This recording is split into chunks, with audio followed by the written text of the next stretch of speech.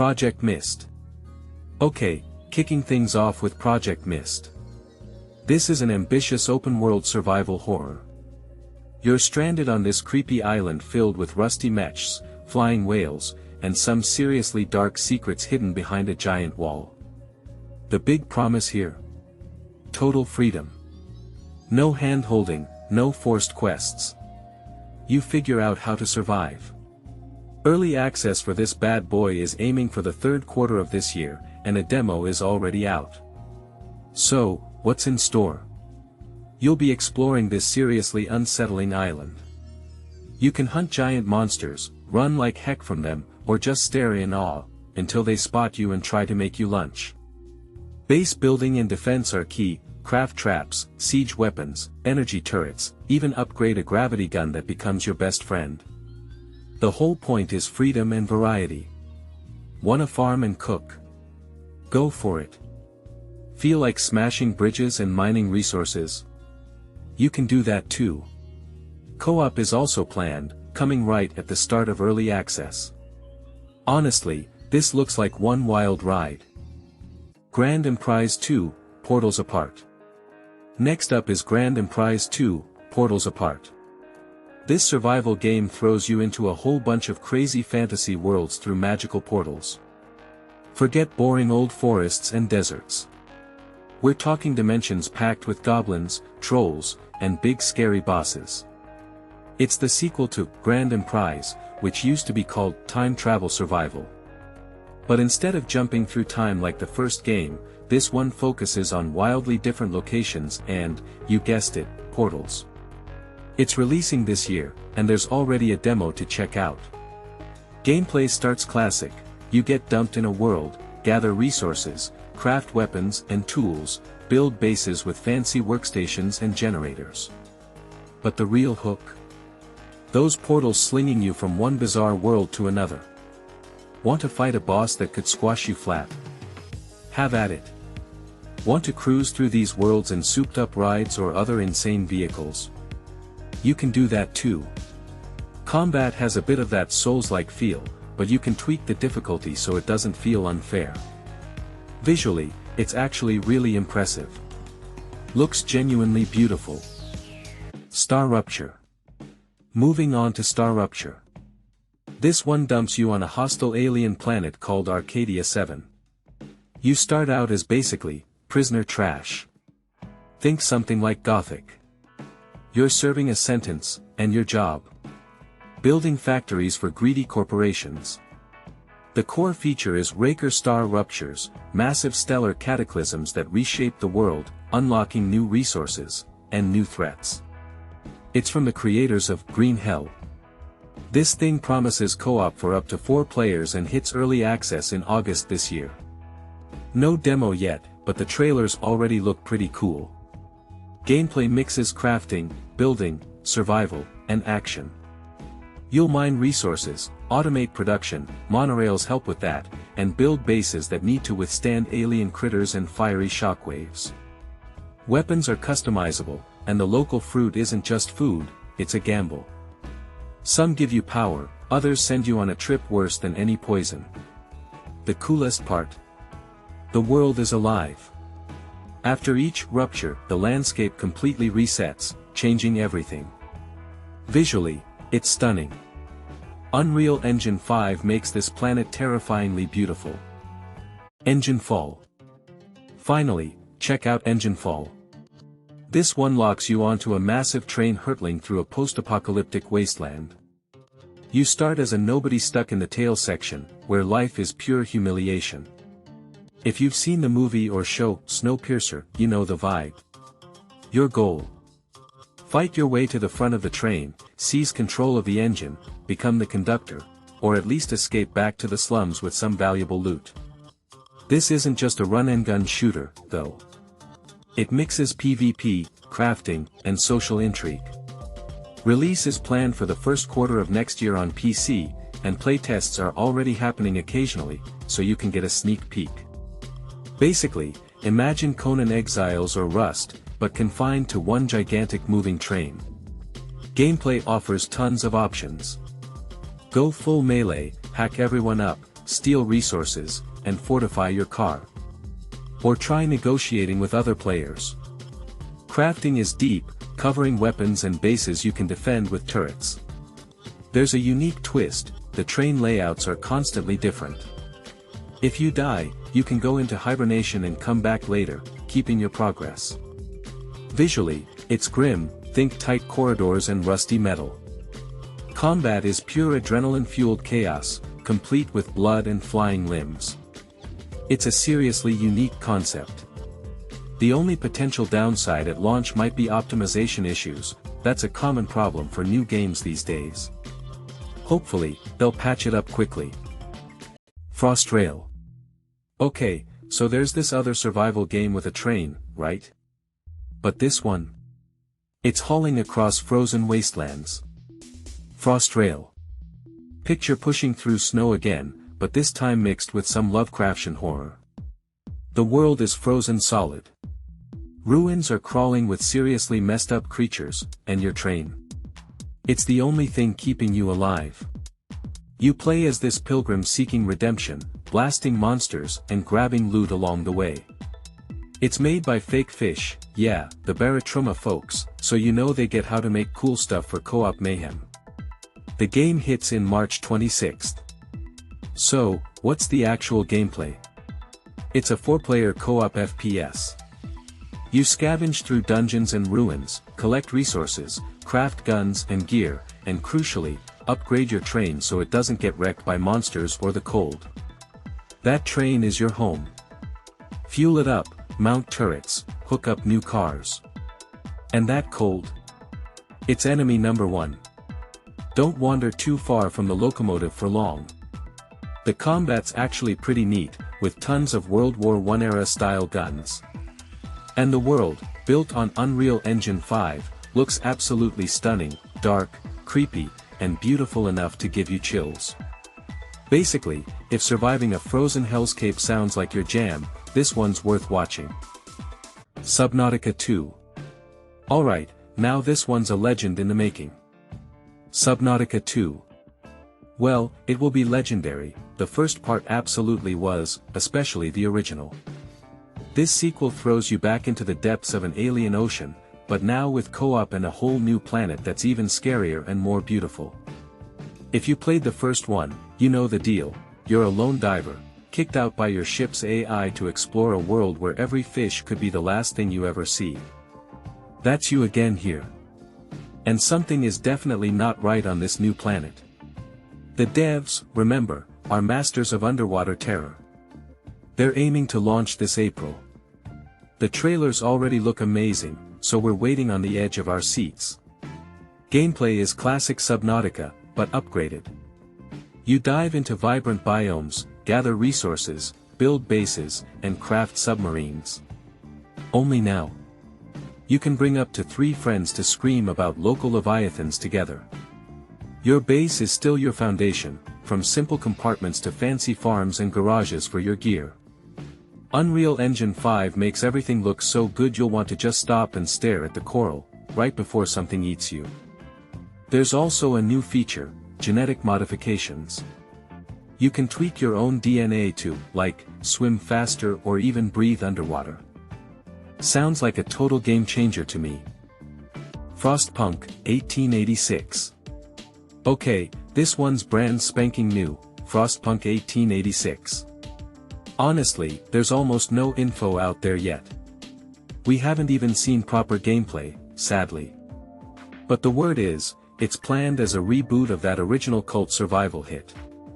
You know the one, where you're the captain of Earth's last city, trying to stop everyone from freezing solid in the icy hell of 1886. The target release is sometime around 2027. The interesting bit the devs are promising. It'll be 70% of the original first Frostpunk, blended with 30% brand new content. This new stuff is supposed to offer fresh ways to shape your society.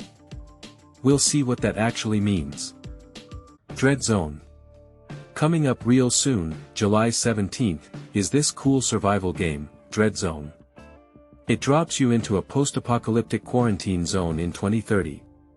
Z29 is this new virus that turned people into mutants. Survivors? Almost none. Heck, even you're kinda infected. While the virus slowly eats you from the inside, you gotta scavenge abandoned factories and bunkers, trying to find a way not to die. This isn't just another zombie shooter. Think more like a cocktail of The Last of Us and Stalker, where everyone you meet is either prey, or you're already dead and starting over. Though, yeah, it does look a bit familiar. Anyway, the gameplay loop is classic: gather resources, craft gear, build shelters, and fend off zombies, mutants, wildlife, and crucially, other players. You can set traps like mines or barbed wire to keep enemies at bay. You can survive solo or squad up with your crew when it launches, to hold the line together or raid your neighbors. The main hook is the infection. You can try to fight it, search for a cure, or embrace the infection and go wreck everyone as a mutant. Yeah, that's an option here too.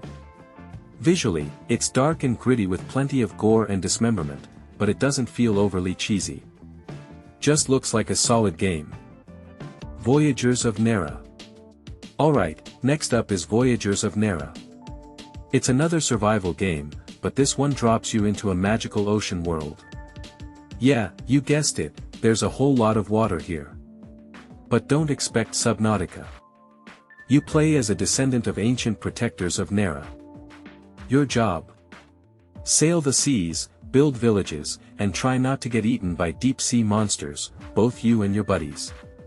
Speaking of buddies, you can bring quite a few friends along. The game supports up to 10 players, letting you all work together in this vibrant, Polynesian-inspired setting. Early access is coming this August, so it's not too far off. Gameplay mixes exploration, crafting, and combat, obviously. You'll sail on a boat, surf on a board, or dive for rare loot. There is diving, but you gotta stay sharp underwater. The local fish, kinda like in Subnautica, wouldn't mind snacking on you. You can build bases too, right on the islands, from simple huts to whole villages. You can also summon spirits that teach you new crafting recipes or give you buffs, like faster crafting. The main feature is really the team stuff. One player might steer, say, your ship, another handles shooting, a third does repairs, and so on, up to 10 players. It makes the chaos on screen feel intense. Visually, it's using Unreal Engine 5. Bright islands, coral cliffs, nice sunsets, yeah, it looks pretty good. So if you like crafting with friends and a dash of danger, this could be right up your alley. There's a demo available right now, actually, so you can try it out today. It looks very nice. Pioner. Next is Pioner. This survival game is deep in testing. It throws you onto a post-apocalyptic Soviet-era island soaked in radiation, crawling with anomalies and mutants. You're a former Special Forces soldier, wandering a 31-mile world full of abandoned labs, villages, and wastelands, just trying to survive. It's an MMO shooter with a real stalker vibe and a pinch of Fallout. You can either team up with friends to clear out dungeons or go head-to-head against other players in PvP zones. You'll scavenge resources, craft gear and guns at workbenches, eat, and sleep to stay alive. You can align with one of 4 factions here. Yeah, 4. You need to build reputation with them to unlock perks. Or, you can just go full bandit and rob everyone. The main focus swings between PvE missions with co-op and PvP in the open wastes where it's every player for themselves. Enemies range from fast zombies to bosses that come out at night and can flatten you in one hit. There are also various mercs with scripted, kind of funny lines, just like in Stalker, lines you'll probably memorize. It's running on Unreal Engine 4. Looks like the devs aren't itching to move it to the 5th engine. Things are working fine as is. There's a demo available for testing. And the release is supposed to happen this year. Polaris. Polaris is another one from local developers, by the way. The game itself is a survival title that drops you into an Arctic wasteland after a nuclear blast. You're facing freezing cold, starvation, and wild animals ready to finish you off. You play as an engineer-researcher stranded on the border between Norway and Russia. Your goal is simple: don't freeze, don't die, and figure out why you're alone in this icy world. It's not just running around in the snow. Polaris mixes the vibe of the long dark with cross-country skiing and Lost-like mysteries. You'll ski across a procedurally generated world, scavenge for resources, craft warm clothes and weapons, even fish to avoid starving. Besides skiing, the other cool feature is your boat. It's your mobile home. You can customize it however you want. It also helps you escape local threats. The enemies here aren't zombies, and nobody's shooting at you, but there are wolves and bears, so watch your step. The visuals are solid: snowy landscapes, blizzards, no unnecessary frills. It looks pleasant at first glance. Breathedge 2. Okay, this one. 100% awesome. At least, the first game from these devs was a super fun survival experience, and I'm confident they'll make the sequel bigger and better. Breathedge 2 is a survival game that plunges us headfirst into space, where everything from asteroids to the evil Breathedge Age Corporation wants you dead. You're the same guy from the first game. Now your mission is to take that corporation down, while traveling between planets with your immortal chicken. It's not just a space sim, it's a sarcastic cocktail of Subnautica and No Man's Sky, packed with dark humor. And in space, as you know, even your death is a laughing matter. Gameplay gets a major upgrade because now you can build stuff, even whole space bases. Craft gear, repair ships, and manage your crew. You're not alone anymore, after all. Fly between planets, dive into open zones with different rules and enemies. The visuals are super colorful, with bright planets and tons of detail. Plus, there's a demo available right now that you can check out. Vikings Dynasty. Okay, this one's the latest Dynasty game. If you played Medieval Dynasty, you know, the medieval one, or Sengoku Dynasty, the Japanese medieval one, well now we're heading into the Viking Age. Looks like the developers are following in the footsteps of Total War here. Pretty soon we'll probably see a Rome Dynasty or maybe even a Warhammer Dynasty. Honestly, I wouldn't say no to that last one. Imagine building a village in the Warhammer world. That would be awesome. Anyway, Vikings Dynasty is a survival game where you play as a Jarl, basically a Viking chief, in this harsh Viking world. You build your settlement on an archipelago after a shipwreck. So, take that first medieval Dynasty game, but crank up the Nordic vibe. Think fjords, forests, sea caves, and gods watching your every step. It's not just about fighting enemies, you also gotta raise a family to pass on your legacy, just like in the previous games. I won't go into crazy detail. The core gameplay loop is pretty clear. It's fundamentally the same experience: crafting, management, a bit of combat, a bit of romance, you know the drill. Under a Rock. The other day I stumbled upon another cool one, Under a Rock. It's a survival game that drops you onto a procedurally generated island where everything, from dodo-like dinosaurs to poisonous plants, wants you dead. You play as a 19th century explorer whose hot air balloon got wrecked by some supernatural storm. Now you gotta survive among not quite Neanderthal, giant creatures, and all sorts of curses. Gameplay supports co-op for up to 10 people, giving it an Ark vibe, obviously, but scaled down a bit. It has this bright, almost Disney-like art style. What do you do? The usual: gather resources, craft gear, build bases ranging from small huts to whole villages. The main feature is definitely the world, which is unique every time: caves, jungles, deserts, even underwater zones. Plus, you can tame little dinosaurs for riding or gliding. So yeah, it's basically like a smaller scale Arkansas. The graphics are cartoony, kind of like Fortnite, more or less, I'd say. As One We Survive. Lastly, let me tell you about As One We Survive. It's a survival game where you find yourself in post-apocalyptic America as a desperate father trying to save his sick daughter after a pandemic and the collapse of the power grid. And yeah, obviously, it's the apocalypse out there: bandits, wild animals, barely any resources, the whole deal. Think something like The Last of Us mixed with State of Decay. You need to build a community, manage survivors, and make tough choices about who to save and who to leave behind. The main feature is actually managing that community. You recruit survivors, assign them different roles, and build defenses to fend off raiders. The combat, by the way, is pretty brutal, no medkits here. You only have bandages, sleep to heal, and weapons that break and need constant repair. The game itself has two modes. There's a story mode where you're specifically searching for medicine for your daughter. Then there's a sandbox mode for players who just want to survive indefinitely without a specific goal. Overall, I think it looks pretty cool. Alright, that's all for today. Hope you found something that caught your eye. If you did, you know what to do, hit that like button and subscribe to Game Like.